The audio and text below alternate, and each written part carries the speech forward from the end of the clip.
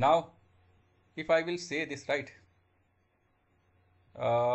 see, I can do anything now with my exercise. Can you please can you please create can you create chart around it, around it in same Excel.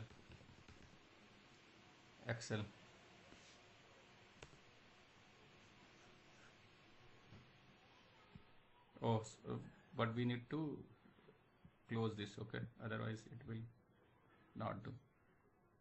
So see, you can see, right, if it is open it will not able to read. So I will tell, can you try again?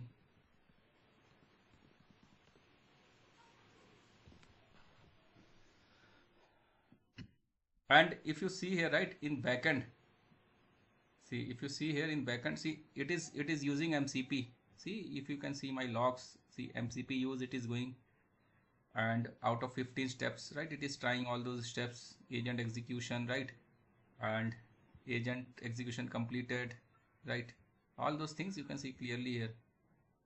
So it is doing, right, see, if you see here, it has using these tools, right, create chart with input, right, it is creating the chart also, right, using these tools.